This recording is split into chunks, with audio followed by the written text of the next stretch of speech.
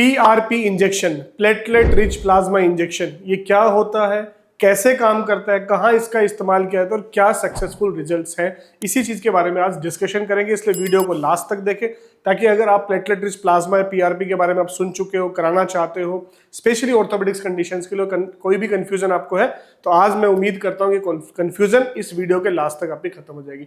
Hello friends, I am doctor Sunil Saini, trauma lead surgeon, expert in limb length, deformity correction and pain management. PRP injection that is called platelet rich plasma injection, यानी कि एक ऐसा injection जिसके अंदर platelets की concentration अगर ज़्यादा हो जाए, ज़्यादा करी जाती है और इसको जब इस्तेमाल करते हैं अलग अलग कंडीशंस के अंदर तो उसी को हम कहते हैं platelet rich plasma injection.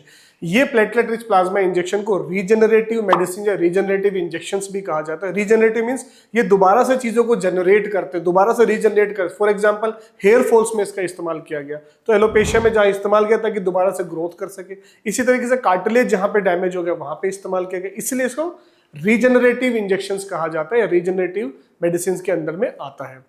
Platelet rich plasma injection कोई नया इंजेक्शन नहीं है। पीआरपी इंजेक्शन 1917 से डिस्कवर 1970 से डिस्कवर है और ग्रेजुअली अब ये मेन स्ट्रीम के अंदर आ चुका है। फ्रॉम लास्ट 15 ईयर्स में इसके सारे के सारे जो रिजल्ट्स हैं इतनी जगह पे किया गया है, अब ये पूरा का पूरा कंप्लीटली हर जगह पे। जो पहले लोग कहते थे कि पीआरपी काम नहीं करता, अभी पूरा एस्टेब्लिश्ड है कि पीआरपी के बहुत ही बेहतरीन रिजल्ट्स है।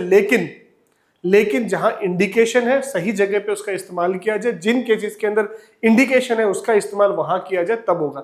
अब फॉर एग्जांपल अगर मैं पैरासीटामोल की गोली की बात करूं, हर चीज में आपको इन्फेक्शन है तो पैरासीटामोल दे दे, आपको बुखार है तब दिया तब तो काम आएगा, लेकिन इन्फेक्शन में दे तो क्या काम आएगा। उसी तरीके से इंडिकेशन जहां पे है वहां दिया गया, प्रोटोकॉल के हिसाब से बनाया गया, जो कंसेंट्रेट लगा वो देना चाहिए तब जाकर रिजल्ट आता है। नहीं तो पेशेंट, बहुत सारे डॉक्टर्स ही कहते हैं, स्पेशली ऑर्थोपेडिक डॉक्टर से बहुत बार हमारी कॉन्फ्रेंस में बात होती है तो कहते हैं कि मैंने दिया था रिजल्ट ही नहीं आया। आपने कैसे प्रिपेयर किया था, किस तरीके से बनाया था, क्या आपके पीआरपी के अंदर उस लेवल के प्लेटलेट्स थे, इन सब चीजों पे बहुत ज्यादा डिपेंड करता है।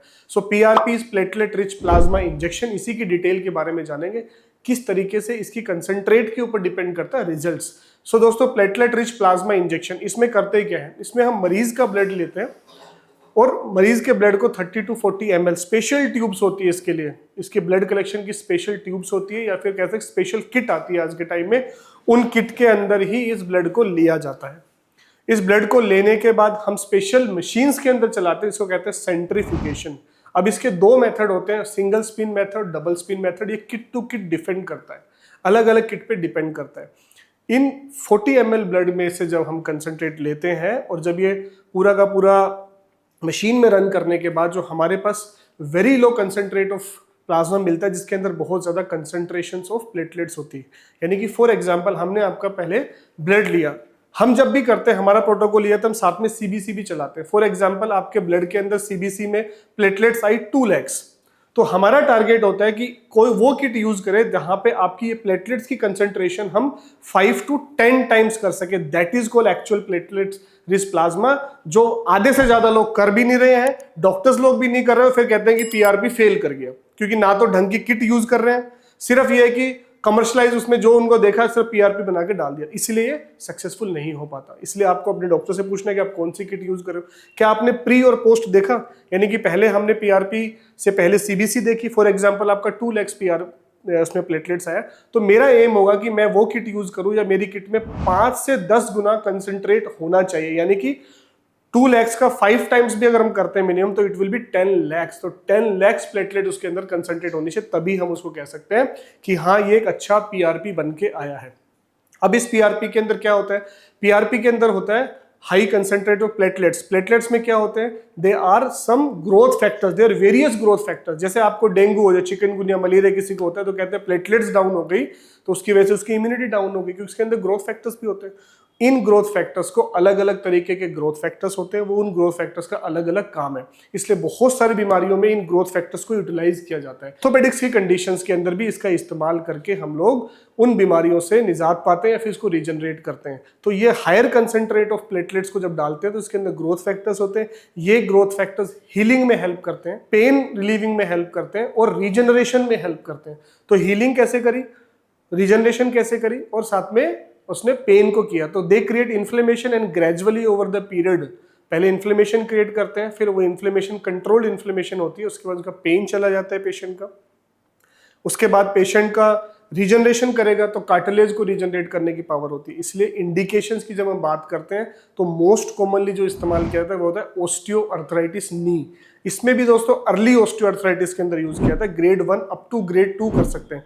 लेकिन किसी को ग्रेड 3 ओस्टियोआर्थराइटिस ऑलरेडी आ रहा है, डिफॉर्मिटी हो चुकी है, वहां पे रिजल्ट नहीं देगा, इतना अच्छा रिजल्ट नहीं देगा। तो ग्रेड 1 ग्रेड 2 osteoarthritis, और you can say the early osteoarthritis। If you have partial ACL tear, partial ACL tear है लेकिन इंस्टेबिलिटी ज्यादा नहीं है। Number 2, if you have meniscus tear up to grade 2 तब आपको देगा।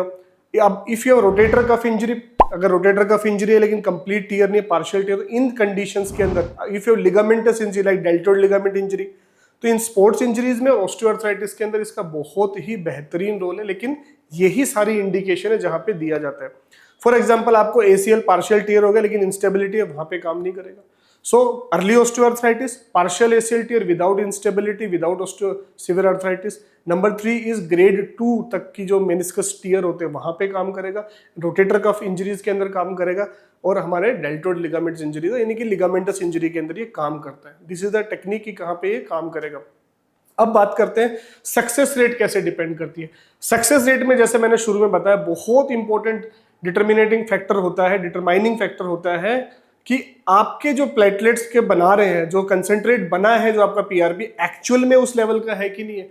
इसलिए हमारा जो प्रोटोकॉल होता है सबसे पहले वी यूज बेस्ट किट्स, क्योंकि दोस्तों एक किट पे बहुत डिपेंड करता है। तो बेस्ट किट यूज की जाती है ताकि हमारा प्लेटलेट की जो कंसंट्रेशन है वो डबल हो सके, यानी कि 5 to 10 टाइम्स हो सके। इसलिए हम पेशेंट को पूरा का पूरा प्रमाण देते हैं कि देखिए ये हमने आपकी CBC करके देखी, इस CBC के अंदर आपकी प्लेटलेट्स आई इतनी, और इस जो हमने आपका जो कंसंट्रेट बनाया उसके अंदर हमारे प्लेटलेट्स कंसंट्रेशन इतनी होगी। तो 5 to 10 टाइम्स, और it depend on the kit. और यहीं पे होता है फेलियर। जो लोग कहते हैं कॉन्फ्रेंसेस में मिलते हैं, बाकी जगह बात करते हैं मैंने पीआरपी करवाया था, या डॉक्टर्स भी कहते हैं हम पीआरपी कर रहे हैं पर हमें रिजल्ट नहीं मिल रहा। जब भी हम उनसे पूछते हैं आप कौन सी किट यूज करते हो, नहीं मैं तो सिंपल ब्लू ट्यूब्स में कर लेता हूँ, मैं एक जेल ट्यूब मंगाता हूँ उससे हो जाता है, हमारा तो बढ़िया बनता है। हैव यू चेक, क्या आपने चेक किया प्री और पोस्ट, पहले मतलब लगाने से पहले और लगाने आपने कंसंट्रेट बनाया उसमें चेक किया ना, पेशेंट को पता होता है। इसलिए अगर आप कहीं भी प्लेटलेट रिच प्लाज्मा लगवा रहे हैं तो बहुत इंपॉर्टेंट होता है कि आप अपने डॉक्टर से भी क्वेश्चनिंग कर सकते हैं, उनसे पूछ सकते हैं हम्बली कि सर ये है, इस तरीके से है, तो हमें आप जो पीवीआरपी लगा रहे हैं क्या इसमें 5 to 10 टाइम कंसंट्रेट्स हमारा बढ़ा है, क्या मेरी प्लेटलेट जो है 5 to 10 टाइम्स बढ़ी है, तभी तो रिजल्ट आने वाला है, अदरवाइज तो पीआरपी में रिजल्ट आएगा ही नहीं। सिर्फ ट्यूब में डालना, सेंट्रीफ्यूग करना और उसको निकाल के लगा देना is not the technique. Important है आपका जो पीआरपी प्रिपेयर हुआ है क्या उसके अंदर 5 to 10 टाइम्स आपकी बेस लाइन से कंसंट्रेट बढ़ी है क्या। This is very important, depends on the kit. इसलिए बहुत पेशेंट कहते हैं हमें फोन करके सर वहां पे तो 2000 में लगा रहा था, ठीक है जी आप वहीं पे लगवा लो, तो आपको रिजल्ट्स तो ऐसे आने नहीं वाले। हमारे पास तो इस चार्जेस में लगता है because we use the best kit and FDA approved kits को हम यूज करते हैं, वो पेशेंट को प्रोवाइड करते हैं और सारा का सारा डेटा देते हैं बना के कि ये प्री और ये पोस्ट आपका बनाने के बाद। That is very very important, क्योंकि ये एक सबसे डिटरमाइनिंग फैक्टर है, सबसे इंपॉर्टेंट फैक्टर होता है कि आपकी कंसंट्रेट 5 to 10 टाइम्स हुई कि नहीं हुई, नंबर 1। नंबर 2, अगर आप किसी मेडिकेशंस के ऊपर बहुत समय से पेन किलर्स ले रहे हो, कोई स्टीरॉइड आपको लिया, तब भी आपकी प्लेटलेट्स लो होगी, तो हमें वेट करना पड़ता है। We can not jump directly कि आप आ गए हमारे पास सीधा प्लेटलेट्स आपका पीआरपी बना देंगे। उसके बाद भी कुछ मेडिसिन को रोकना पड़ता है क्योंकि वो मेडिसिन आपकी प्लेटलेट्स कंसंट्रेट को कम कर सकती है, तो ये भी बहुत इंपॉर्टेंट फैक्टर होता है। इसके साथ में एसोसिएटेड क्या चीजें आपको करनी पड़ेगी, physiotherapy, rehabilitation, weight reduction, dietary changes, ये भी उतने ही महत्वपूर्ण हैं, तब आपका ऑस्टियोआर्थराइटिस और बाकी चीजें रुकती है। ऐसा नहीं है कि आप बहुत ज्यादा ओवरवेट हो, आपने पीआरपी लगा लिया और यू आर वेटिंग अब तो इंजेक्शन मिरेकल कर देगा, करेगा वो काम, लेकिन आपको बाकी चीजों पे भी काम करना बहुत जरूरी है। सो दोस्तों in short, PRP platelet rich plasma injection जब भी लगवाया जाता है, या अर्ली ऑस्टियोआर्थराइटिस के लिए, रोटेटर कफ इंजरीज के लिए, पार्शियल एशियल टीयर के लिए, ग्रेड 2 मेनिस्कस इंजरीज के लिए, डेल्टोइड लिगामेंट इंजरी, इन सब के लिए इसके बहुत अच्छे सक्सेस रेट है, मोर देन 90% सक्सेस रेट देखने को मिलते हैं। अलग अलग स्टडीज के अंदर मिले हैं, हमें भी मिल रहे हैं। इसकी निर्भरता सक्सेस की डिपेंड करती है इन शॉर्ट की कितनी अच्छी कंसंट्रेट का प्लेटलेट हमारा बना हुआ है पीआरपी। इसमें इसकी किट्स पे बहुत ज़्यादा डिपेंड करता है। मैं तो बहुत बार सुनता हूँ कि वो ब्लू वाली ट्यूब्स के अंदर ही लगा दिया and it is not working. इससे पीआरपी कितनी अच्छी जो टेक्निक है वो भी बदनाम हो जाती है। तो इट्स वेरी वेरी इंपॉर्टेंट, इसलिए जागरूकता आप लोगों के लिए, जब भी आप पीआरपी कराते हो तो अपने डॉक्टर से क्वेश्चनिंग कर सकते हो, पूछ सकते हो कि प्री और पोस्ट में क्या चेंजेस आया है, तब आप लगवाए, then you will get the results. That is very important है। इसके साथ में आपको physiotherapy, rehabilitation, lifestyle modification, dietary changes, ये सारी चीजें भी आपको फॉलो करते हैं तो ऑस्टियोआर्थराइटिस रुक सकता है, रीजनरेट हो सकता है कार्टिलेज, और आपके जो पार्शियल टेंडन टियर्स हैं, partial ligament injury, it can be completely healed and you can lead a active lifestyle. So this is in short about PRP injection, that is a regenerative injection. मैं उम्मीद करता हूँ इस video के बाद आपको इस चीज़ में क्लैरिटी आएगी, कहाँ कहाँ PRP यूज़ किया सकता है, कैसे इसकी सक्सेस डिपेंड करती है, इन सबको मैंने क्लियर किया। फिर भी अगर आपके कोई क्वेश्चन है तो नीचे दिए गए नंबर पे कांटेक्ट कर सकते हैं। आपकी कोई भी इस तरह की बीमारियां हैं तो आप अपनी रिपोर्ट हमारी टीम से शेयर करके फ्री ओपिनियन हमारी टीम से ले सकते हैं। तो दोस्तों आगे आपको ऐसे हेल्थ टिप्स मिलती रहे, इसके लिए चैनल सब्सक्राइब करें ना भूलें, वीडियो को लाइक करें व शेयर करें। Thank you so much.